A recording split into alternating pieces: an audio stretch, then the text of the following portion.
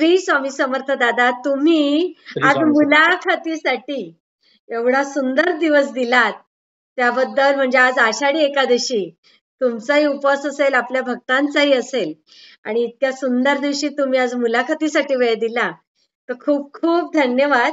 आपल्या सगळ्या स्वामी सेवेकरांची खूप खूप मेसेज आहेत मला, की ताई तुम्ही एकदा तरी केंद्रे दादांची मुलाखत घ्या. तर त्याबद्दल खूप खूप धन्यवाद आणि आधी दंडवत तुम्हाला खूप सगळ्या सेवेकरांतर्फे. तर दादा, आधी थोडीशी म्हणजे आपल्याला ही गुरुपौर्णिमेसाठी तुम्ही हा वेळ दिलेला आहे. तर मला असं म्हणायचंय दादा, की सगळ्या सेवेकरांना तुमच्या तर्फे आधी गुरुपौर्णिमेला जरा आशीर्वाद दिले तर बरं होईल आणि त्यानंतर मग आम्हाला जरा सेवा कशी करावी हे सांगितलं तर फार म्हणजे थोडक्यात सेवा कशी करावी हे सांगितलं तर बरं होईल. कारण काही सेवेकरी आपले जॉबवाले आहेत, काही शेतीची कामं, काही म्हणजे बिझी शेड्यूल असतं ना दादा, म्हणून. प्रथमतः सर्व ताई आणि दादा हम्म, यांना गुरुपौर्णिमेचा अगदी स्वामीमय लाखो लाखो शुभेच्छा. हम्म. या ठिकाणी ही माझी मला वाटते दुसरी तिसरी मुलाखत आहे. हा हा. मागच्या वेळेला मी गुरुपौर्णिमेची मुलाखत मला राजराय मठामध्ये दिली हो, दिली गेली फार होती. सुंदर झाली होती. हां. ताई पण हां, आम्हाला, राजाराम तुमचे मठामध्येच भाऊ आपली मुलाखत भेटले. झाली तिथंच. मी हा. तिकडे गेलो होतो तसेच. हां, आणि त्याच्यानंतर आता मध्यंतरी एक मुलाखत दिली होती मी, की कारण काय जरा आपल्या याच्यावर लयच काहीतरी कालवा चालला होता. आपल्या हा. स्वामी ओम चॅनलवर. हा. त्यावेळेला मला एकदा सांगावसं वाटलं, म्हणून हा. त्या लोकांना म्हणजे ताई आणि दादांना थोड्याशा 2 सूचना दिल्या होत्या 2-4 सूचना. हा. हा. ती एक आणि आता आज जे आहे, ते आज आपल्याला ही जी गुरुपौर्णिमा आहे, त्या गुरुपौर्णिमेनिमित्त एक 4 शब्द त्यांना सांगणंही गरजेचं आहे. त्यांना त्यांना आशीर्वादही देणं गरजेचं आहे आणि त्या सर्वांना माझ्याकडे हार्दिक शुभेच्छा. तर दादा, तुम्ही आता पारायणावरून आलेला आहात हे मला कळतंय. तुम्ही थकलेले पण असाल, आज उपवास आहे तरी तुम्ही वेळ दिलात. तर दादा, फक्त सेवा थोडक्यात कशी करावी एवढं जरा थोडक्यात सांगितलं तर बरं होईल. सेवा कशी आहे माहिती आहे का? हम्म, सेवा जी आपण आहे ना, आपण सेवा नित्य सेवा हम्म, एवढी जरी केली, तरी आपल्याला भरपूर होतं. अगदी तुमची पारायण, व्रतवैकल्य करण्याची काही गरज नाहीये. हम्म, हम्म. ज्यावेळेला तुम्ही 11 वेळा तारक मंत्र, 11 माळी जप, 1-2 वेळेला घोरकाष्टक, 2 वेळेला कालभैरवाष्टक आणि 3 स्वामी समर्थ सारामृतचे 3 अध्याय हे जरी रोज वाचले, हम्म. तरी सेवा भरपूर होते. पण हे नित्य वाचलं पाहिजे. हा हा हा. हे काय होतं, याला नित्यसेवाच म्हटलं गेलंय. बरोबर. ज्यावेळेला ही नित्यसेवा म्हणून गणली झाली किंवा नित्यसेवा म्हणून मोरेदादांनी जेव्हा क्लिअर केली, तेव्हा ही नित्यसेवा ही केल्यानंतर तुम्हाला अनुभव आहे भरपूर लोकांना, की कसलंही वादळ, कसलंही संकट आपल्या जीवनामध्ये येत नाही. बरं. पण नित्यसेवा लोकांनी करावी. साई दादांनी नित्यसेवा नेहमीच करावी. हम्म, पण काय होतं, की आपण आपल्या अडी-अडचणीपुरतं देवाकडे हम्म, पाहतो आणि ही म्हणजे सगळ्यांची पद्धत असते. तर ते न करता आपण सर्वांनी, सर्वांनी काय करायचंय, नित्यसेवा नियमित करायची. आणि हम्म, नित्यसेवा जर नियमित नाही केली, तर मग काय करतं, मग तुम्ही असं करा, काय अडचण आहे, मुलीच्या लग्नाची अडचण, अरे तुम्हाला पितृसेवा आहे, करावी लागेल किंवा त्या मुलीचं लग्न बांधलंय किंवा त्या मुलीला अ, काहीतरी थोडीशी करणी केली किंवा हम्म. असं काही होतं मुलाचं, मुलीचं म्हणा. तर त्यावेळेला मग काय करायचं, मग तुम्ही एवढं पारायण करा, नंतर मग ते तुमच्या कुलस्वामिनी जाऊन हा हा. मानपान करा. म्हणजे असे काय-काय निघतात. का निघतात? की पहिल्यापासून तुम्ही देवाकडे बघितलं नसतं. तुम्ही एकाएकी देवाकडे आलेले असता. हो हो असं आहे हो ते. हो हो हो. एकाएकीकडे तुम्हाला जेव्हा अडचण निर्माण होईल, तेव्हा तुम्ही देवाकडे आलेला असता. बरोबर बरोबर. थोडक्यात मला असं सांगायचं आता इथे या या ठिकाणी थोडंसं वेगळं, हम्म. की आपण खासदार किंवा आमदारांच्या जर का सानिध्यात असलो सतत, हा हा काय हा. हां, त्यांच्या जर सानिध्यात असलो, तर काय होतं माहिती आहे का? हा हा हा. काय? की आपली जी सेवा आहे, हा. आपले त्यांच्याबरोबर जे काम आहे आपलं, ते काम आपलं पाहून तो काय करतो, "हां, ठीक आहे, तुझं काम आहे बाबा, करून टाकू." पण जर त्यांच्या सानिध्यात आपण नाही आणि आपण जर का कशा पद्धतीनं जर का बाहेर बाहेर निवांत फिरतो किंवा त्यांच्या सानिध्यात नाही आणि एखादं काम निघालं, ही जी कामं निघाली आणि हम्म. त्या कामामध्ये जर कदाचित आपण त्यांच्याकडे गेलो, तर त्यावेळेला ती काय म्हणणार, "हां, ठीक आहे, मग ते कागदपत्र आण, ते असं कर, ते तसं कर." म्हणजे किती त्या कामाला सुद्धा किती वेळ लावतात ते. का वेळ लावतात? कारण तो तुम्ही आमच्या सानिध्यातच नाही ना. आम्हाला जेव्हा वेळ मिळेल तेव्हा तुमचं काम करतो. पण जे आमच्या सानिध्यात आहे, जे माझे कार्यकारी आहेत, जे कार्य करतात, तर त्यांच्यासाठी मला पहिलं कार्य केलं पाहिजे हे आमदार, खासदार सुद्धा बोलतात. मग हा तर ब्रह्मांड नायक आहे.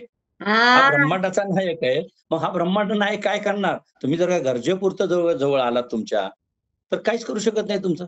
काहीही करू शकत नाहीत. त्यामुळं तुम्हाला मग काय करावं लागतं? मग तुम्ही ही सेवा कर. ती नाही झाली का?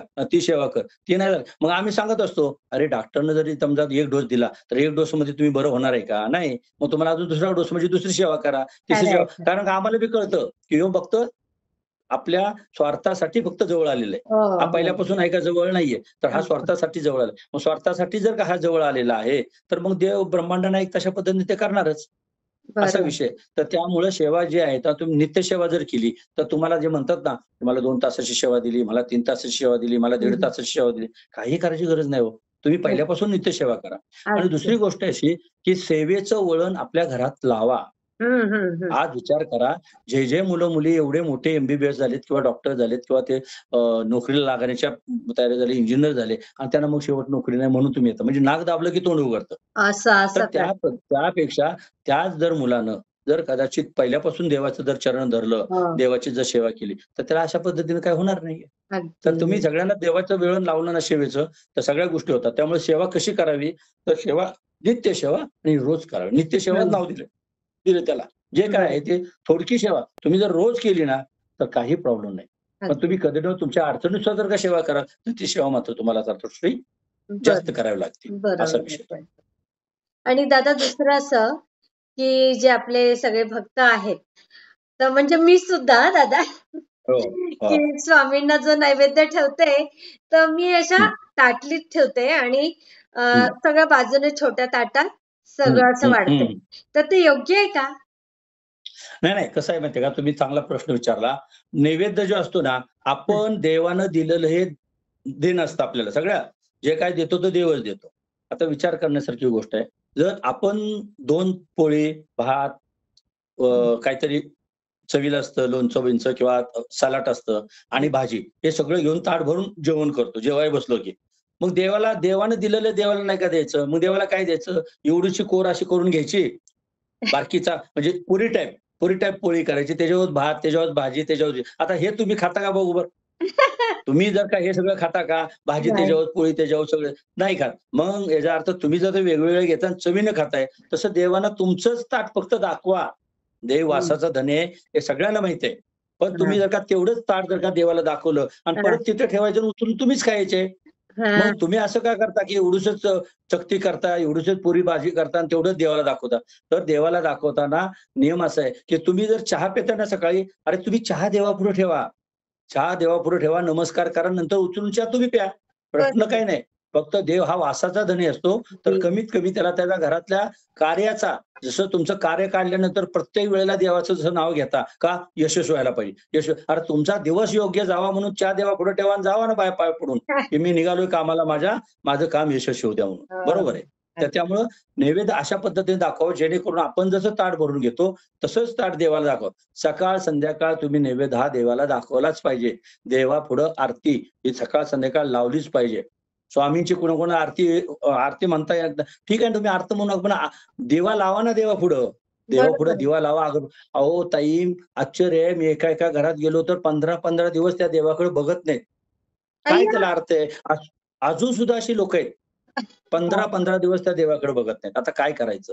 तर त्यामुळे माझं असं सांगणं आहे प्रामाणिकपणे, की तुम्ही जे आहे ना, तुम्ही काही करा, परंतु देवाची नित्यसेवा करा. देवाला रोज पूजत चला आणि देवापुढे नैवेद्य ठेवताना अशा पद्धतीने ठेवा, की जे का आपण खातो तेच देवाला द्यायचे. अगदी, अगदी. जे आपण शाकाहारी खातोय, प्रत्येक जण शाकाहारीच घेतो कारण स्वामी सेवेकरी. तर तो नैवेद्य फक्त देवाला द्यायचा आणि ते ताट आपण खायचं अशा पद्धतीने. बरोबर आहे.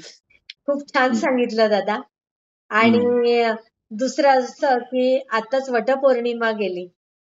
तर हं, तुम्हाला जरा मला विचारायचं होतं, की जरा थोडंसं वडाची जरा महत्त्व सांगितलं असतं. कारण खूप जण म्हणतात, आमच्या इथे आपोआप उगवलंय, की कोणी म्हणतं ताई घराजवळ लावू का?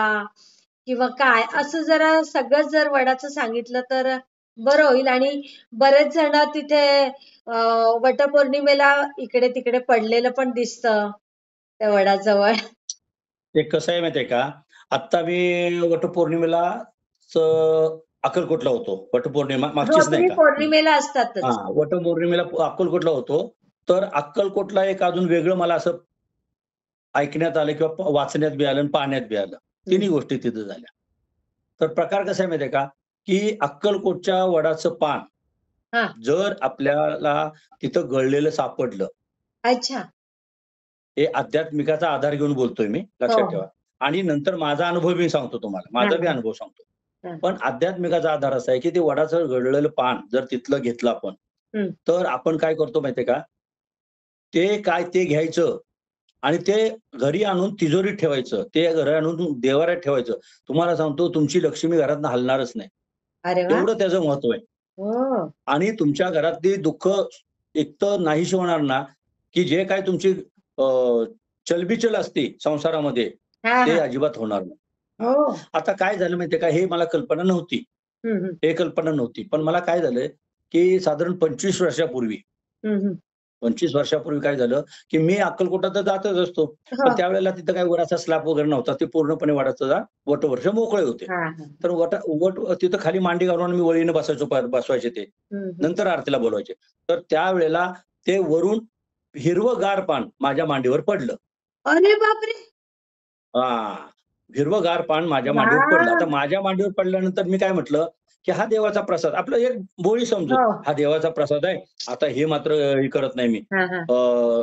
मला स्वामींनी दिले. आपली एक बोळी समजूत. मला त्याचं महत्व माहीत नाही, काय नाही. काय हा त्यावेळेला हा. माहिती आहे तेव्हा.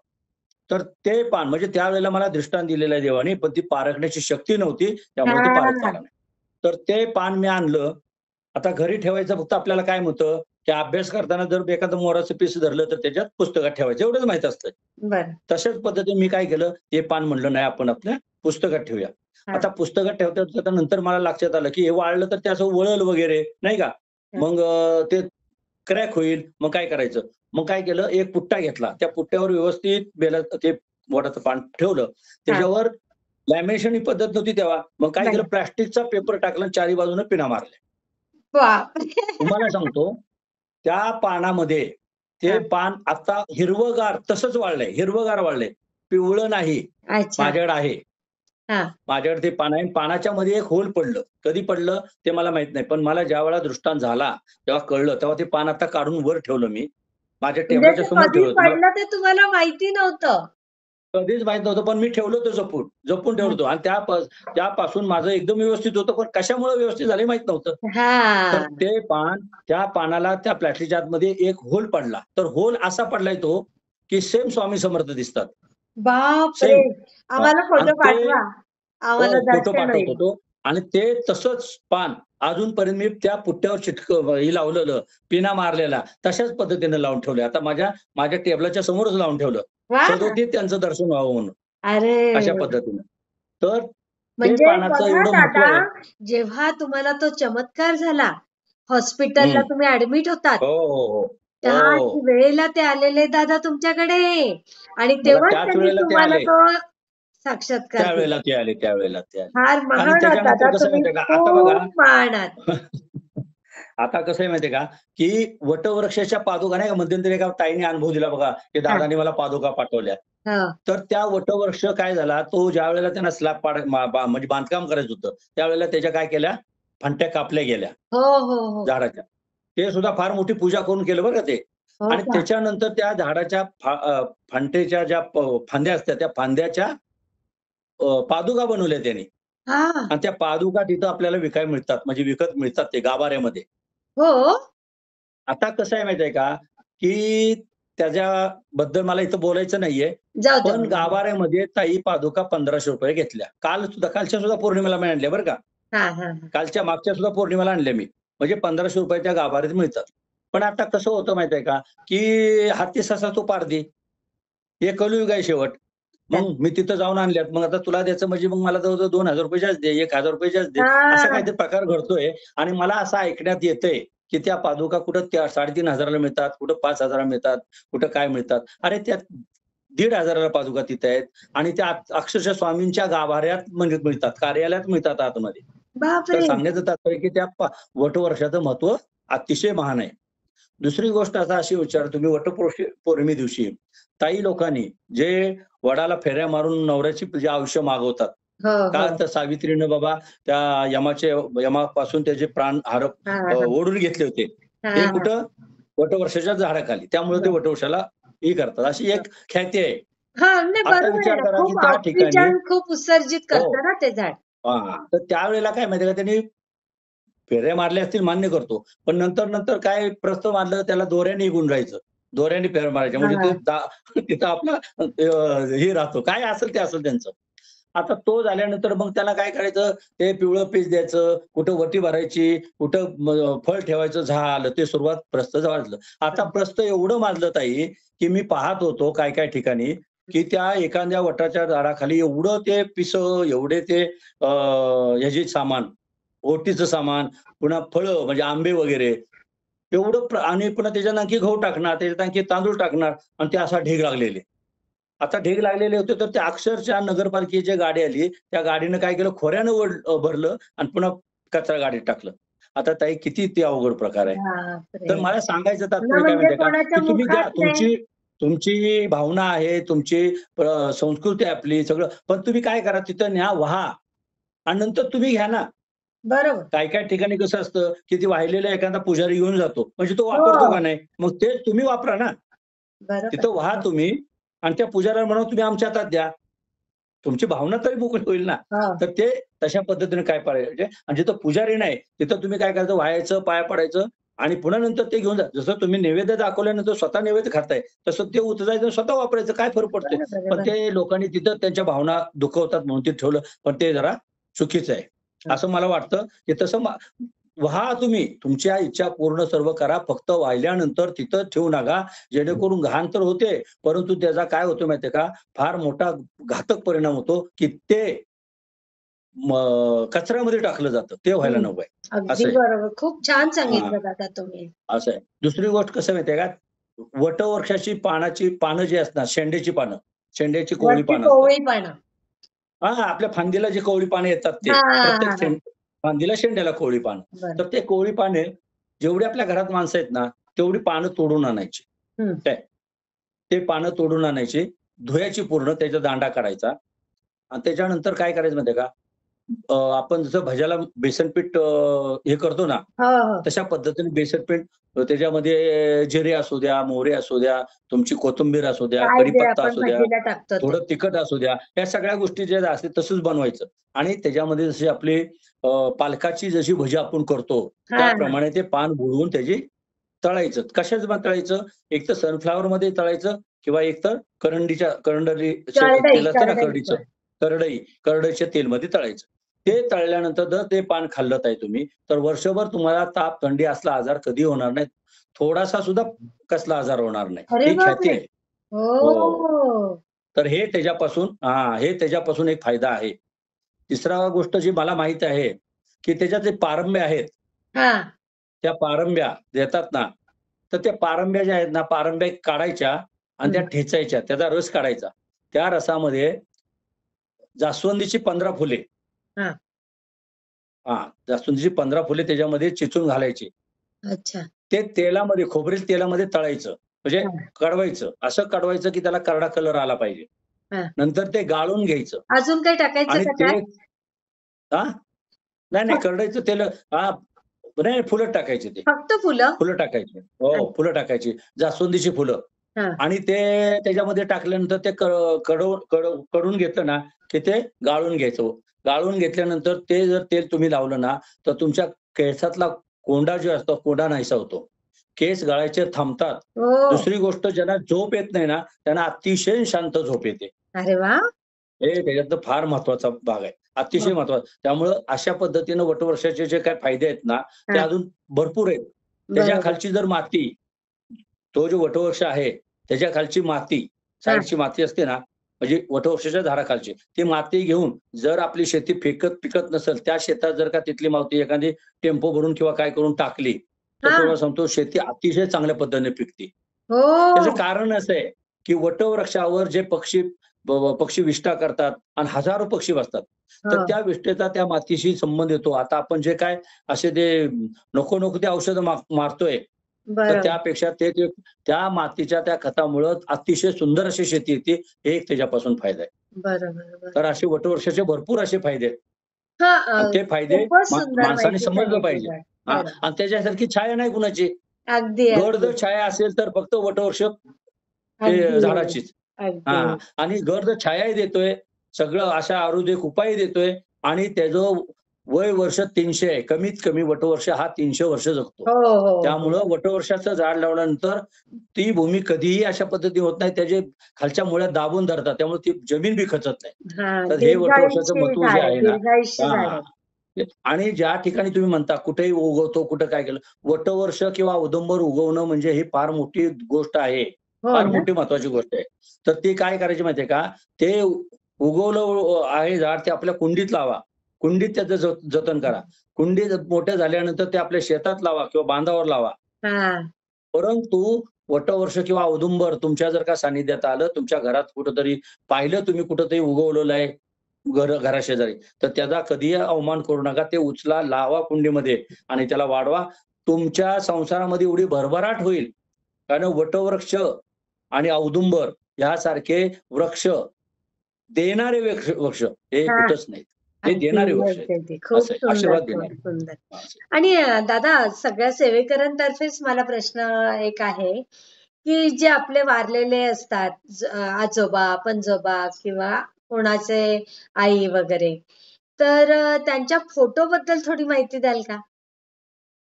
नाही, नाही. कसं आहे माहिती आहे का? एक तर माझं असं म्हणणं आहे बरं का, माझं म्हणणं आहे मी ज्या ठिकाणी जरा थोडंसं अनुभवलं त्याबद्दल, हां. की त्यांचे फोटो घरात नकोच आहे. हं, हे एक हं. महत्वाचं आहे. पण दुसऱ्या बाजूला हे बघा प्रत्येक वेळेला नाण्याच्या 2 बाजू असतात. हां. आता दुसऱ्या बाजूला आध्यात्मिक जर घेतलं गेलं ना, तर त्याच्यामध्ये मी ऐकलं एका ठिकाणी आणि वाचलं देखील. वाचलं बी ते, हं. की जर कधी आपण एक तर महत्वाची गोष्ट आहे, की आपण हं. फक्त 2 पिढ्यापर्यंत 2च पिढ्यापर्यंत अच्छा. हां. फोटो ठेवू शकतो. 2च पिढ्यापर्यंत फोटो शकतो. तिसऱ्या पिढीचा फोटो ठेवायची गरज नाही. पण लोकं 3-3, 4-4 पिढ्यांचे फोटो हां. अडकवलेले मी पाहिलेत. ठेवतात. हं. हां. आता जर 2 पिढ्यांचे फोटो ठेवलेत आपण, तर ते फोटो दक्षिणेच्या भिंतीला लावायचे. दक्षिणेच्या भिंतीला दक्षिणेच्या लावायचे. भिंतीला. दक्षिण भिंतीला आणि आपण दर्शन घेताना उत्तरेला तोंड झालं पाहिजे आपलं. आपलं तोंड हे लक्षात उत्तरेला. ठेवा. हां, हां. आपलं तोंड उत्तरेला झालं पाहिजे. अच्छा. आणि महत्त्वाची गोष्ट काय माहिती आहे का? त्याचा एकच फक्त नित्यनेम आहे, की अंघोळ केल्यानंतर पहिलं त्यांचं दर्शन घ्यायचं, नंतर देवपूजा करायची. देवपूजा केल्यानंतर त्यांचं दर्शन घ्यायचं नाही. अच्छा. हां. फार हां, कारण फार त्यांचं पहिलं दर्शन घ्यायचं. त्यांचं दर्शन घेतल्यानंतर आपल्या आयुष्यामध्ये जे काही राहिलेली कामं वगैरे असतात ना, तर त्याला त्याच्यासाठी आशीर्वाद मिळतो. आणि ते इनडायरेक्टली कधी होतात नकळत, ते कळत नाही. कारण त्यांचे आशीर्वाद आपल्याशी पाठीशी असतात. असतात. कारण उठल्या-उठल्या प्रथम पण फक्त 2च पिढ्यामधले. तिसऱ्या पिढीचा फोटो बी पाळायचा नसतो आणि महत्त्वाची गोष्ट म्हणजे तिसऱ्या पिढीचं सुतक सुद्धा पाळायचं नसतं काय. पण काही-काही ठिकाणी आता कशी एक भावना असते. अरे, हां. अमक्या-अमक्याच्या वाड्यात आहे, अरे वाड्यात आहे म्हणजे गेलं ना लांबच आहे ते. अमक्याच्या गल्लीत आहे. परंतु तुमच्या असं जर म्हटलं तर आपण सगळे एकत्र आहोत ना, की पृथ्वीतळावर बरं. एकच मानव होता.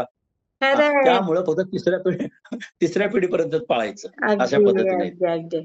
खूप छान सांगितलं दादा हे तुम्ही. हं. हो. आणि दुसरं असं सांगायचं होतं, की म्हणजे अ, सगळ्या सेवेकऱ्यांतर्फे मी सांगते, की त्यांना थोडी ना सेवा घ्यायला अडचण होते दादा. आणि तुम्हाला पण काहीतरी अडचण होत असेल. म्हणजे अडचण अशी, की ते असे फोन लावतात, तर ते नॉट रिचेबल असं येतं. असं तर काय थोडं सांगू शकता? नाही, नाही. आता हे बघा काय आहे माहिती का? मी गेले आता कित्येक वर्ष समजा सेवा देतोय. हं. स्वामींनी सांगितलं मी करतोय. सेवा देतोय म्हणजे मी माझ्या पद्धतीचं काहीच देत नाही. नाही. मी अगदी, प्रत्येक अगदी. सेवकाला सांगत असतो, "बाबा तू माझ्या पुढं बस. माझ्या पुढं बसल्यानंतर मला जे सुचवतील तुझ्या बाबतीत, हं. तेवढंच मी तुला सांगणार. पण सांगितल्यानंतर लक्षात ठेव उद्या मला विचारू नकोस." म्हणजे हां. हे का माहितीये का? ते देणं देवानं मला चांगलं दिलंय. का दिलंय? की तुमचं ह्याचं बोलताना तुमचं आड यायला नको आणि तुमचं काय बोललेलं त्याला कळायला नको आणि माझ्या डोक्यात फक्त तुमचाच विषय उदाय नको. अरे त्याला ह्यो सेवा देऊ त्याला. त्याच्या हिशोबाने त्याला मला सेवा देण्याचं जे प्रारब्ध लाभतंय, हे फक्त स्वामींच्यामुळं लाभतंय आणि अगदी. स्वामी करून घेतात. तर सांगण्याचं तात्पर्य की मी भरपूर दिवस सेवा देतोय.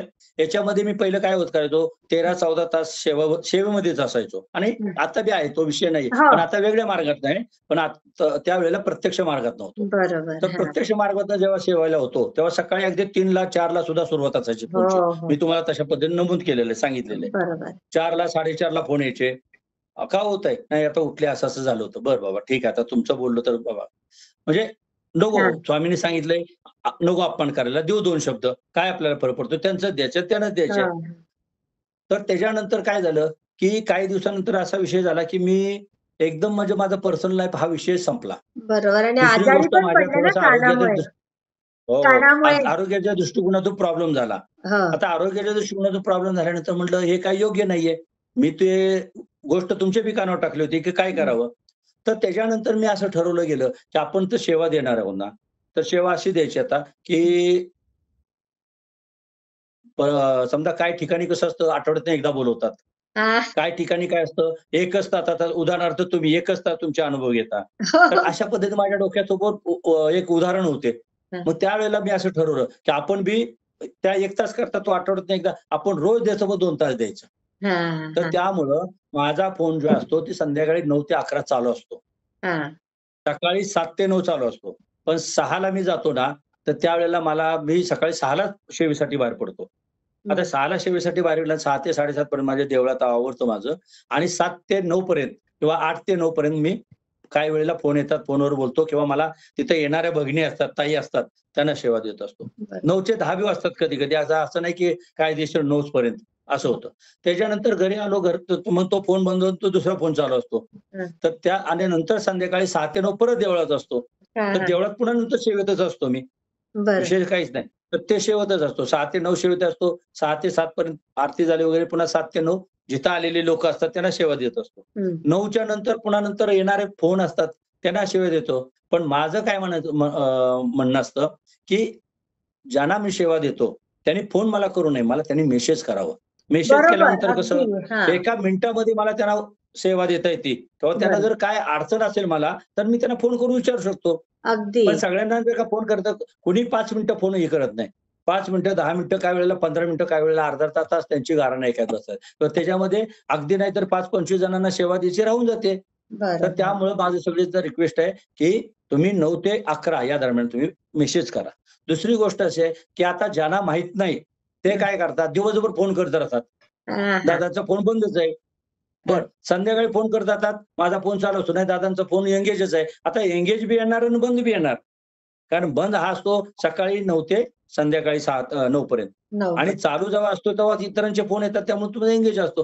पण मी सगळ्या सेवेकरांना असं सांगू इच्छितोय, सगळ्या ताई आणि दादांना, की तुम्हाला ज्यावेळेला तुमचं प्रारब्ध संपेल, हां. प्रारब्धामध्ये असेल तुमचे भोग संपतील, तेव्हा हं. तुम्हाला दादा भेटतील. म्हणजे दादा विषयच नाहीये, ब्रह्मांड स्वामीच आहेत. नायक विषयच आहे. बरं. बरोबर. स्वामी विषयच आहे. तर स्वामींची जेव्हा सेवा तुमच्या प्रारब्धात येईल, तुम्हाला जेव्हा भेटेल, त्यावेळेला लक्षात ठेवायचं तुमचा भोग संपलेत आणि अगदी. जेव्हा तुमचे भोग संपतील, तेव्हा मला फोन लागेल. त्यामुळे कुणीही चॅनलवर तुमच्या किंवा आपल्या ग्रुपवर, "अहो, दादांचा फोन लागत नाही, खूप वेळा केला." मग ते अमुक-अमुकला व्यक्तीला सांगतात, तमुक-तमुक व्यक्तीला अरे त्यांना सांगून काय फायदा आहे? दादा सेवा देतात ते सगळ्यांना माहीत आहे. बरं फोन का लागला नाही, याच्यावर तुम्ही नाराज होऊ नका. याच्यावर तुम्ही प्रयत्न करा.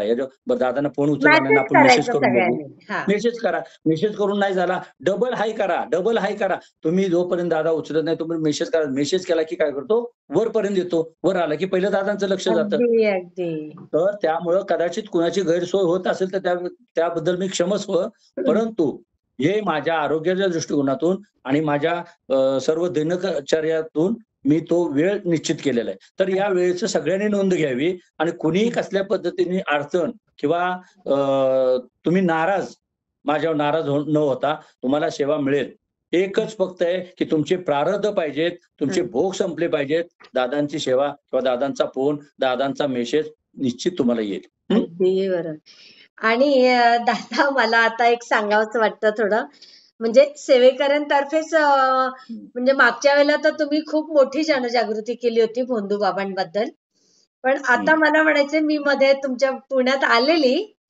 हं. पुण्यात आलेली म्हणजे दिंडीसाठी आणि माझं ते पालखीचं दर्शन वगैरे झालं माझं छान. आणि फार सुंदर नगरी आहे. खरंच देवनगरी म्हणतात. ते काही खोटं नाहीये. दान धर्म करणारे लोक बघितले. मला खूप छान वाटलं. पण एवढी ट्रॅफिक होती की मला तुमच्यापर्यंत येता पण आलं नाही त्यावेळेला. आणि तुमच्या केंद्रे बंधूंनी तिथे भरपूर लाडू वाटले. मला वाटतं तुमचं ते किती होते हो दादा? किती वाटले ते? काय झालं, आम्ही केंद्रीय बंधूंनी 31,000 लाडू वाटले. अच्छा. तर काय माहितीये का, तिथं कारण का आळंदीपासून पंढरपूरपर्यंत हां, हां. आणि पुण्यात तर तुम्हाला सांगतो, पुण्यात तर त्यांनी नको नको म्हणून कुणीही येऊ द्या, कुणी वारकरी येऊ द्या, नाहीतर रोडचा येऊ द्या, नाहीतर अजून तिथले भिकारी येऊ द्या, सगळ्यांना इथं पुण्यात काहीच कमी नसतं. हो. पण ज्या वेळेला तुम्ही आडबाजूला जाता, म्हणजे ग्रामीण भागात जाता, तर हं. त्यावेळेला कुठल्यातरी अशा ठिकाणी असतं, की माणसाला तहान लागते. कुठल्या ठिकाणी असं असतं, की काहीतरी खाऊ वाटतं. तर अशा निर्जन ठिकाणी, हां. निर्जन ठिकाण म्हणता येणार नाही, कारण रोडनं होतीच भरपूर, हं, जिथे हं. जिथे जागा मिळेल आमच्यासारखी भरपूर. पण अशा ठिकाणी आम्ही काय केलं होतं, त्या ठिकाणी हां. फलटणला एका ठिकाणी जागा आदल्या दिवशी धरली होती. काय ओह! 2-3 दिवस जागा धरली. त्यावेळेला पालखी इकडं पुण्यात होती, सासवडला होती. तेव्हा फलटणचं आमचं नियोजन चाललं होतं. फलटणमध्ये जागा धरली. जागा धरून तिथं शेड बांधलं आणि शेड बांधल्यानंतर मग आम्ही त्या ठिकाणी मला वाटते 5व्या दिवशी त्या ठिकाणी पालखी आली, 6व्या दिवशी काहीतरी आली. तर त्या ठिकाणी आम्ही नातेपुतीच्या पुढच्या बाजूला बरंच त्या ठिकाणी आम्ही फलटणला, हां. नातेपुतीच्या अलीकडं फलटणला आम्ही ते काय केलं माहितीये का? 31,000 लाडू वाटले. आमच्याकडे बापरे! जवळ-जवळ वाटणारेच लोके जवळ-जवळ 50-60 लोकं होती. पण बापरे! साई सांगण्याचं तात्पर्य आहे, की एवढं त्यांना लोकांना मिळतं वारकऱ्यांना, की ते लाडू देखील नको म्हणत होते. हो, नको हो. दादा आता नको. अरे लाडू सुद्धा नको म्हणणारी अशी लोकं म्हटल्याने त्यांना विचार करा विठ्ठल किती मोठं हे खरंच. देतोय. हां, अगदी, हां, अगदी. शक्ती किती मोठी देते आणि दुसरी गोष्ट प्रत्येकाला ते ज्या वेळेला पाणी पाहिजे पाण्याची बाटली तयारच असते. पुढे गेलं की. हो. जे खायचं म्हटलं की काय तर खायला पाणी, तयारच असते. चहा, नंतर केळी, नंतर फळं, ॲपल तरी किती, म्हणजे केवढे दान करतात. मी तर शॉक झाले. आणि काय ते दिंडीमध्ये काय ते भराभर चालतात. मी धन्य झाली म्हणजे त्या पुण्यात येऊन, खरं सांगते. अहो, दिंडीमध्ये चालल्यानंतर तुम्ही कधी पंढरपूरला पोहोचता हे कळतच नाही. मी बी कळतच दिंडी नाही. केलेली आहे. पण एवढी पण पवित्र भूमी दादा तुमची. हो, एकदा पण चालत गेलं ना ताई, कधीच आणि ज्यावेळेला तुम्ही सासवडला तरी बघितलं, पण ज्यावेळेला तुम्ही पुण्यात जर का पालख्या असतात तर 2 दिवस, दोन्ही हं. पालख्या असतात.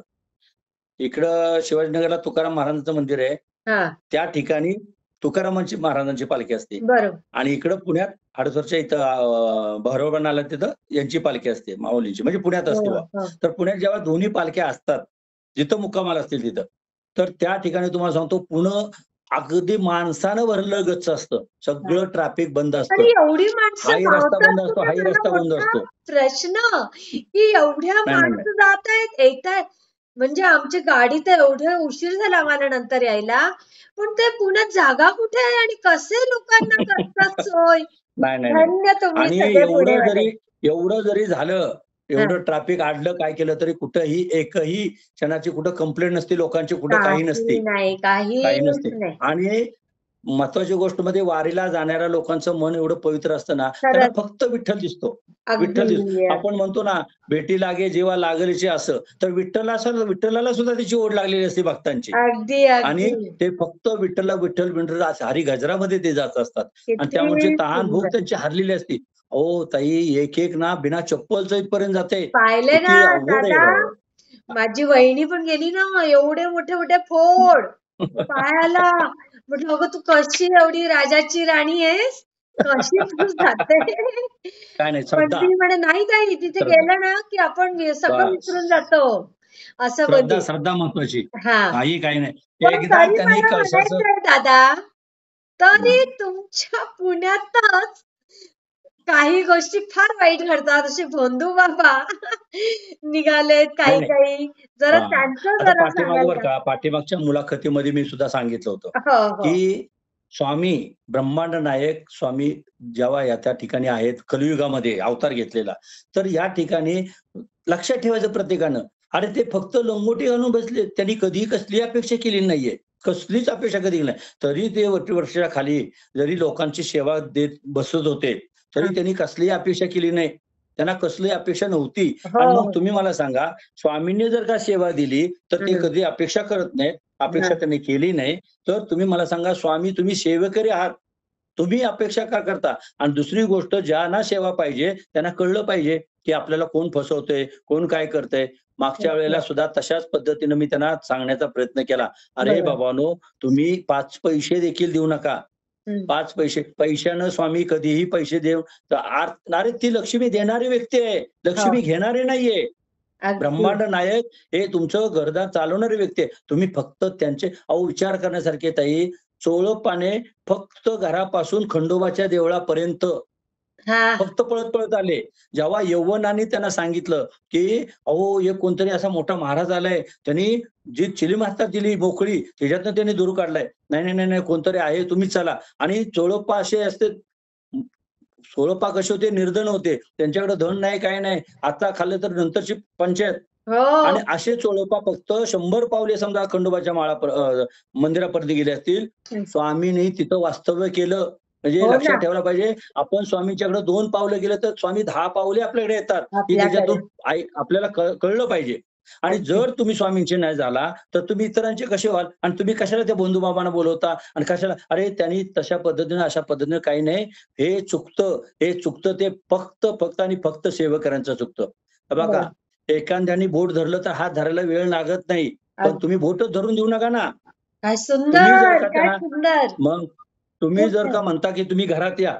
त्याने म्हणायचं, "का हो ताई घरात नाही का बोलवत?" "हां, या घरात." "मग चहा नाही का करत?" "नाही, घ्या चहा." चहा दिलं, "मग तुझं असं होणार, तसं होणार, तसं होणार." झालं. मग त्यांना वाटतं, की अरे काहीतरी ही आहे बरं का व्यक्ती मोठी कोणतरी आहे. हं. आपल्याला सांगणारे, शिकवणारे, काहीतरी घेणारे. खरंय, खरंय. झालं. मग आपण काय करतो साहजिकच बाबा जाता-जाता एवढं थोडं तांदूळ घ्या किंवा एवढा ₹11 हां. दक्षिणा. नाही ताई असं कर ₹11 नको. तुला जी असेल इच्छा ती अजून दे. अरे हो. अजून दे म्हटल्यानंतर त्यांना वाटतं, की काय करावं आता? एवढं सुंदर सांगतात, माझ्या मनातलं सांगतात, हे नक्की स्वामी असतील, हे असं होतील. झालं त्या बाईने ₹500 द्यायचा. त्या बाईने ₹100 म्हणजे सांगण्याचं तात्पर्य हे कोण स्पेस आपण देतो ताई. लक्षात ठेवा. भोंदू बाबा किंवा असे जे लोकांचं जे त्याच्यामध्ये शोषण करतात. हे होतं काय शोषणच म्हणतात त्याला करतात ना आगमन त्यात. होतं. हे आगमन जेव्हा या सेवेमध्ये होतं, याला स्पेस आपण देतो. सेवेकरी आपण त्याचे गुन्हेगार आहोत. हो. सेवेकऱ्यांनी जर का अशा लोकांना ओळखलं, त्यांना स्पेस दिला नाही, त्यांच्याकडून काही तर तुम्हाला मी सांगतो, की कसल्याही पद्धतीनं हे लक्षात ठेवा, या भोंदूबाबांचं चालणार नाही. अगदी, आता अगदी. भोंदूबाबा आता तो जो भोंदूबाबा होता, तो भोंदूबाबा जरा वेगळ्या पद्धतीनं होता. हां, हां. ॲप ॲप लोडिंग तो करून वगैरे असं काहीतरी मॉडर्न मी ऐकलं. मॉडर्न बंधू होता. मॉडर्न मॉडर्न बंधू असं होता. म्हणता येईल. आता खरंय. आपल्या म्हणजे हां. विचार करा, आपल्यामध्ये आपण पाहतोय, हां. हे भोंदूमामा कसे आहेत बरं का, हां. हे बाकीचे जे आपले बंधू असतात, ते तुला 21,000 घे, नाहीतर तुला ₹1,00,000 घे, मी तुझ्या पूजा करतो, मी तुझी हं. अर्चा करतो. अरे बाळा, या जन्मामध्ये तुम्हीच करायचे, तुम्हीच फेडायचे. तो जे क्वालिफाईड तुम्हाला होता ना. भूक त्याला मग समजलं सामान्य जनतेला कसं फसवायचं. तो नाही, नाही. क्वालिफाईड. भूक लागली ना, तूच जेवलं पाहिजेस ना. अगदी. तुझ्या जर पायाला काटा लागला, तर तूच पाहायला पाहिजे, तूच पट्टी मारली पाहिजे. आता तू विचार कर, तुझं दुःख आणि त्यानं ₹51,000 घ्यायचं किंवा ₹1,00,000 घ्यायचं आणि त्यानं तिची पूजा मांडायची. नाही, नाही, तुमच्या नावानं आम्ही पूजा करतो नाशिकला, त्र्यंबकेश्वरला. अरे कसलं काय करताय तुम्ही? तुम्ही तो घरात बसणार, पैसे देणार, त्यानं पूजा करणार म्हणजे तुमचं दुःख नाही सोडणार का? अरे नाही. नको असं विचार करू तुम्ही. म्हणून म्हणतो, की हे लोकं स्पेस देतात, हे जागा बरोबर. देतात. हे त्यांना आक्रमण करायला वेळ देतात. तुम्ही म्हणा ना, ठीक आहे ना, आम्ही आमचं करतो ना.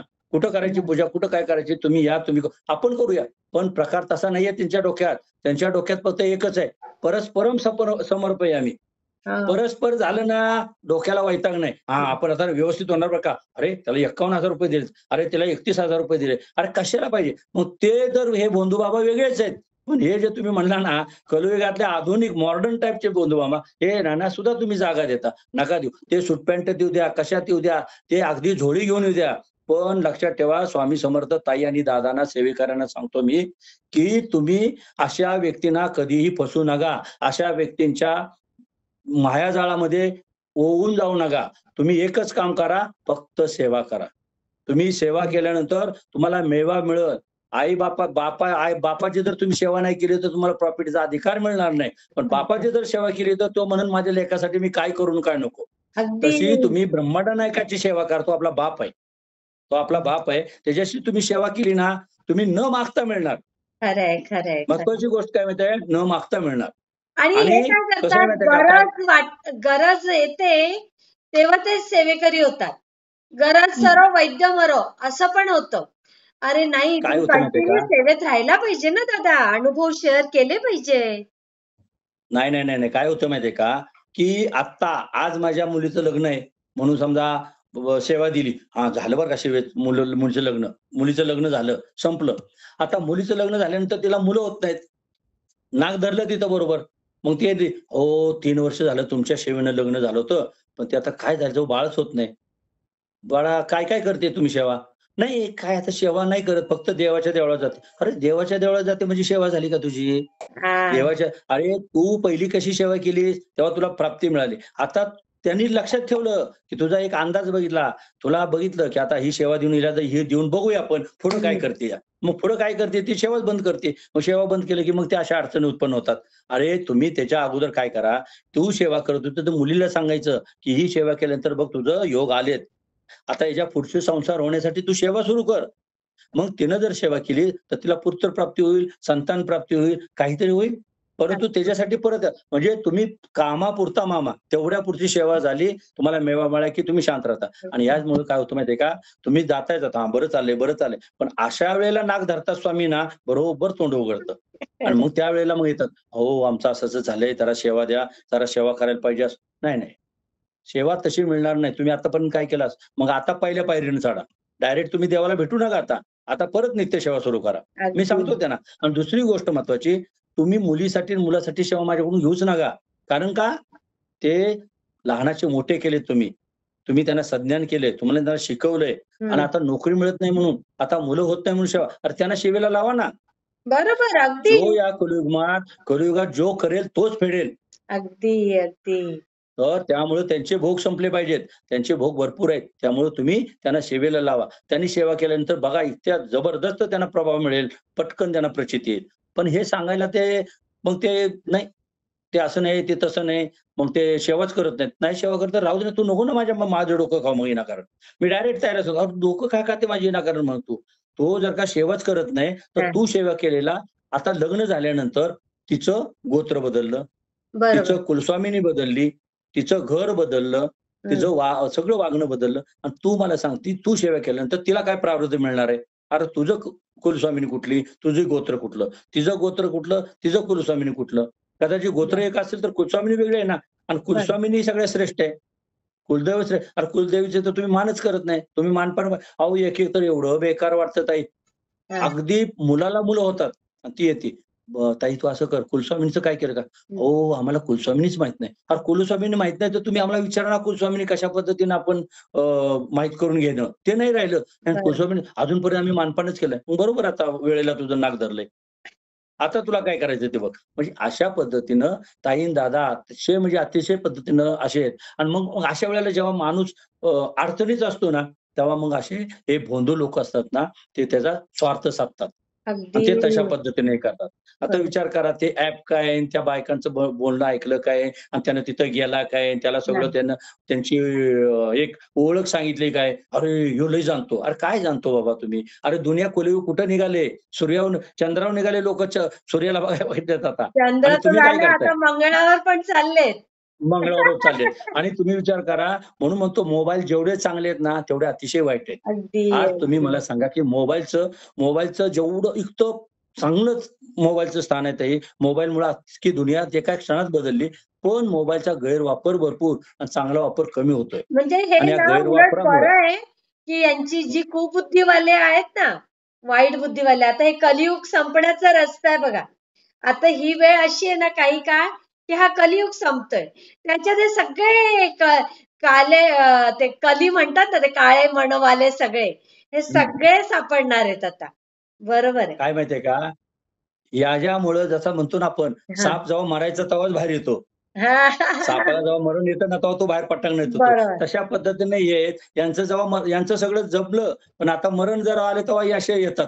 हायलाइट मध्ये येतात. अगदी. त्यांनी भरपूर काय काय केलेलं असतं मागं. पण तुम्ही स्वामींच्या नादी लागू नका. हा, स्वामी कधी दंडा त्यांच्या मारतील. नावाचा तुम्ही गैरवापर करू नका, नाही का? स्वामी कधी दंडा मारतील अजिबात सांगता येत नाही. हा, मी अगदी. वरडून सांगतो प्रत्येकाला, स्वामींचा गैरवापर करू नका, स्वामींच्या नावाचा कुठेतरी उपयोग करू. अरे तुम्ही सांगू सुद्धा नका आम्ही स्वामी सेवेकरी आहोत म्हणून. खरंय खरंय. त्यांना स्वामी सेवा केल्यानंतर काय मिळतं हेच फक्त सांगा. हा, मग ते म्हणतील, अहो तुम्ही सेवा करता का? हो आम्ही करतो. नंतर तुम्ही बोला. पण अगदी तुम्ही पहिलं म्हणाल ना, आम्ही सेवेकरी आम्ही असं करतो आणि तसं करतो. कशाला सांगता तुम्ही बाकीचं अगदी काय? अगदी. जे तुम्ही करता ना त्याचं फळ तुम्हाला मिळतं. तुम्ही त्याचा सांगून अपव्यय करू नका. सेवा कधीही कुणी कुणाला सांगू नका. सेवेला लावा. अगदी. महत्वाची काय माहितीये ते का? पण ना सेवेकरी अनुभव, बनवा. मग दादा तुम्ही हे जे म्हणतायत, मग हे अनुभव शेअर करणं चांगलं की वाईट? ऐका, काय असतं माहितीये का? आता केंद्रेदारांनी अनुभव केला. आता माझ्यावरनं अनुभव सांगतो मी. माझ्यावरच अनुभव. मी ब्लँक माणूस आहे. मी पडद्याआडचा माणूस आहे. मी गेले 40 वर्ष, 42 वर्ष समजा समाजाबरोबर सेवा करतोय. पण याची प्रसिद्धी मला आली का नाही? आता तुम्हाला मगाशी सांगितल्याप्रमाणे हो. वडाचं पान पडलं माझ्याकडं. मला स्वामी त्यावेळेलाच मिळाले. पण मला पारखण्याची शक्ती नव्हती. पण अगदी. माझं एक मन कुठेतरी 1-2 मन असतात. एक मन म्हटलं, नाही यांना जपून ठेवूया. आणि ते जपून ठेवल्यानंतर जेव्हा मला कळलं, तेव्हा त्यांना आता मला समोर ठेवलं. त्याला फोटो लावला त्यांचा करून. हा विषय. तशा पद्धतीनं काय आणि माहितीये मग का? त्यानंतर की तुम्ही अनुभव शेअर केला होता हो, पहिला ऐका आपल्या ना. चॅनलला. त्यानंतर काय झालं? त्यानंतर तो हादसा घडला माझ्या अटॅकचा.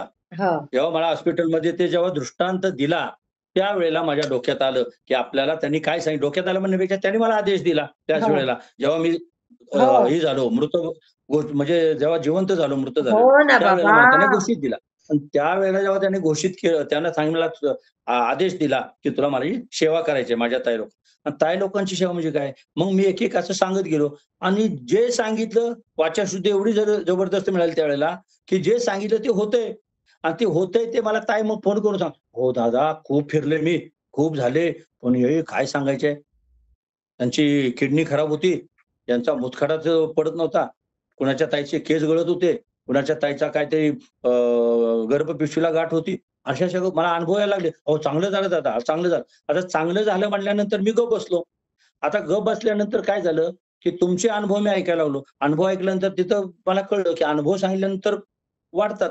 आणि म्हणून मी 1-2 ताईला सांगितलं. आणि जेव्हा मी 1-2 ताईला सांगितलं आणि मला जेव्हा हे अनुभव वाढायला लागले, तेव्हा मला एवढं मोठं अजून ज्ञान प्राप्त व्हायला लागलं, हो, की काय हो. सांगू तुम्हाला.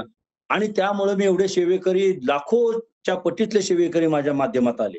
हो. तर या ताई आणि दादाने अनुभव शेअर केलंच पाहिजे. का अनुभव शेअर पाहिजे? की मी आता शेजारी आहे. शेजारची माणसं नास्तिक आहेत. पण बरं. त्यांनी तो माझा अनुभव ऐकला. हां. समजा. ते एखाद्या ताई, "अरे, आपल्याकडे बी तसंच आहे ना, पैशाला चणचण आहे, पोरगं शाळेत जात नाही, ते असं होतंय." मग ह्यांनी काय केलं? याने अशा-अशा पद्धतीनं अमावास्येची सेवा केली. आणि अमावास्येची सेवा केल्यानंतर जर यांना मिळतंय चांगलं, तर आपल्याला काय मिळत? लगेच ही कधी कळणार तिला? मी अनुभव शेअर केलेला ऐकल्यानंतर कळणार. हां. म्हणजे सांगतो ताई आणि दादा यांना सर्वांना, की अनुभव शेअर केल्यानंतर तुम्हाला सेवेकरी बनवण्याचं भाग्य लाभतं. हो. तुमच्यामुळं देवाची सेवा केली जाते. तुला मिळालं मग मला काय मिळत नाही या ऑटोमॅटिक सेवा आणि होते. आणि जग हे फक्त चुरशीवर चाललंय. त्याच्या घरी हो. टीव्ही आला, माझ्या घरी काय येत नाही. त्याच्या घरी गाडी आली, माझ्या घरी काय येत नाही. तसं त्याचं जर चांगलं झालं तर माझं का होत नाही? मग त्यानं काय करतोय? त्यानं अरे स्वामींची सेवा करतोय, मग आपण बी करावी. साहजिकच सेवेकरी तयार झाला. आणि बरोबर. स्वामींना सगळ्यात प्रिय असेल तर सेवेकरी तयार करणं. खरंय, खरंय. स्वामींचे सेवेकरी तयार करणं हे सगळ्या स्वामींना प्रिय आहे. अग आणि ते तुमच्या हातून कार्य घडतं. त्यामुळं सगळ्या ताई आणि दादांना माझी रिक्वेस्ट आहे, म्हणजे विनंती आहे, की तुम्हाला जो अगदी एखादा छोटासा अनुभव येऊ द्या, पण तो तुम्ही शेअर करा. तो अगदी शेअर बरोबर. केल्यानंतर त्यांना लक्षात येतं, "अरे बापरे! असं असतं का?" आता उदाहरणार्थ, मी एखाद्या कामासाठी गावी निघालोय किंवा कुठेतरी निघालोय प्रवासाला. फक्त स्वामींना जाताना म्हटलं, की "स्वामी माझ्याबरोबर चला बरं का, माझं असंच काम उद्या." हां. मी जेव्हा जातोय तेव्हा प्रत्येक गाडीवर मला स्वामी दिसतात. प्रत्येक माझ्या हो. दुकानाच्या ह्याच्या बोर्डवर स्वामी दिसतात. खरंय. कुठं-कुठं मला स्वामींची मूर्ती दिसते, कुठं-कुठं स्वामींची देवळं दिसतात जाता-जाता. विचार करा म्हणजे स्वामी माझ्याबरोबरच आहेत. आणि हां. तिथं गेल्यानंतर ते माझं काम जे होणार होतं ना, एवढं मला अशक्य वाटत होतं, पण मला पटकन काम झालं ते. बघा, हां. पटकन काम झालं. आता हाच जर अनुभव मी शेअर केला, हां. बरं का, तर लोकांना कळलं पाहिजे, की आपण चांगल्या कामाला निघाल्यानंतर स्वामींना पाया पडून जावं. हां. अरे, याला हे अनुभव आला नाही का? मग माझं बघतो. मग तेव्हा ते शोधायला लागतात, की कुठल्या गाडीवर दिसतंय का? कुठल्या गाडीमध्ये मूर्ती आहे का, कुठल्या दुकानावर तो फोटो आहे का, म्हणजे पाहत जातात. हे कधी होतं, हे चुरसपणा होतं. जर तुम्ही अनुभव ऐकलाच नाही, तुम्हाला कोणी अनुभव सांगितला नाही, तुमचे स्वामी दिसू द्या काय आणि किती बोर्ड फार स्वामींची मूर्ती समोर दिसू द्या, तुम्हाला त्याचं महत्व कळणारच नाही ना. अगदी तर अगदी. अनुभव माणसाने शेअर केलं पाहिजे, या मताशी मी आहे. हा. अनुभव शेअर केलं पाहिजे. अनुभव शेअर केल्याशिवाय सेवेकरी घडत नाही. आणि दुसरी गोष्ट, तुमचं दुःख हरण झालं. अरे तुम्ही, एक साधं उदाहरण सांगतो तुम्हाला मी. हा. आपल्या जर बापांनी आपल्याला कपडे घेतले बा, नवीन कपडे घेतले. आपण काय करतो 4 जणांना, बापाने घेतलं बरं का, आपल्या बापाने घेतलं. त्या बापाला जर का लांबून पाहिलं ना त्यानं, की ह्यो 4 पोरांना सांगतोय बरं का, त्यांच्या मित्र-मैत्रिणींना सांगतोय, "अरे आज मला बापानं ड्रेस घेतला बरं का एवढा." त्या बापाचं किती काळीज मोठं होतं. हो. हाच प्रकार स्वामींच्या बाबतीत आहे, की स्वामींनी दिलेल्या सेवेचा जर का एखाद्याला फळ प्राप्त झालं आणि तो जर का ओरडून सांगत असेल, की मला बघा स्वामींनी एवढं दिलं, एवढं दिलं, तर स्वामींना केवढा मोठा आनंद होतो. आनंद आणि होत त्या असेल. माणसाला अजून दुसरी कामं इझी होतात त्याचे. अगदी. आणि मुलं पण बघा ना दादा, म्हणजे त्यांनी थोडा अभ्यास केला, ते सगळ्यांना लगेच सांगतात त्यांचं कौतुक केलं तर. तर त्यांना म्हणून सांगतो मी अजून तुम्हाला, त्याच्यातनं प्रोत्साहन मिळतं ना. तसंच स्वामींचं पण आहे. तशा अनुभव पद्धतीनं शेअर केला यांनी पाहिजे. आपल्या स्वामींनी दिलेली फायदा, स्वामींनी दिलेली प्रचिती ही सगळ्या जगाला सांगितल्यानंतर अगदी. काय होतं, तुम्ही सेवा करताय काय हे सांगू नका. पण मी सेवा करते स्वामींची एवढंच म्हणा ना. मी सेवा स्वामींची केली आणि मला अशा पद्धतीनं प्राप्त मिळालं. अशा पद्धतीनं प्राप्त. पण कुठून मिळालं? केंद्र दादाकडून मिळालं. कुठून मिळालं? समजा अमुक दादाकडून. त्या दादांना तुम्ही फोन करा, विचारा, बाबा केंद्र दादा अशा पद्धतीनं ह्या जी इडापिडा आहे, ही अडचण आहे, या अडचणी मला सेवा द्या. मग ती हा. सेवा तुम्ही मनोभावे करा. त्यांच्यासारखेच तुम्हाला प्राप्त होईल. अगदी अगदी. प्रारब्धानुसार त्यांना 2 महिन्यात झालं, तुम्हाला 4 महिन्यात होईल. प्रारब्ध प्रत्येकाचं सारखं नसतं. तुम्ही असं बी म्हणू नका, "अरे त्याने 2 महिने केली, मी आज 4 महिने करतो ते होत नाही." नाही.